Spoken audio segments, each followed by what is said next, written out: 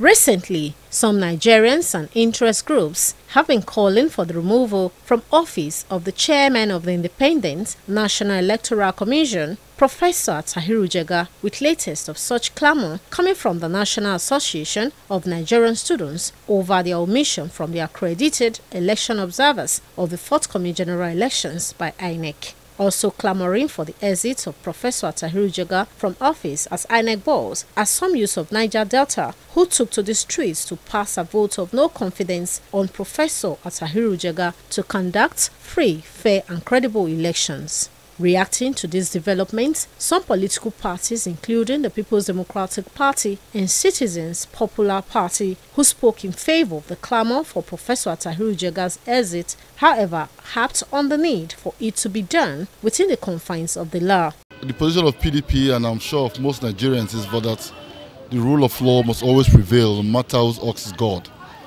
If Jega has reached the end of his tenure, the presidency, the rules that governs his appointment must be applied to the letter. We have a government in place that must at all times act in the best interest of the Federation.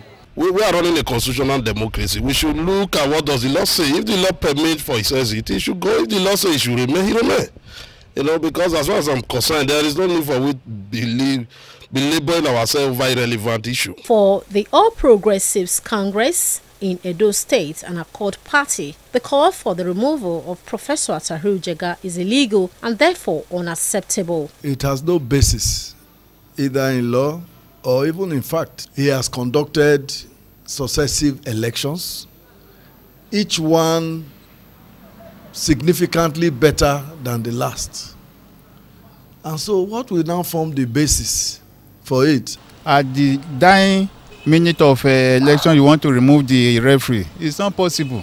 I pray they should not moot that sort of idea. It will not work because we, the stakeholders, we are not going to compromise. On the implication in the electoral process, should the INEC chairman be removed from the office, especially as the elections are close, the parties have this to say. Anybody talking about the removal of the principal officer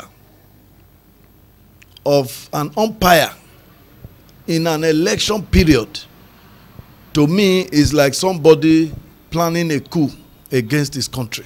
We pray they should allow him to finish his term, which will end by June 30, and let him go. He has been planning this thing for the past 4 years. The last minute now, you want to remove him. To give it to whom now? You want to start all over again?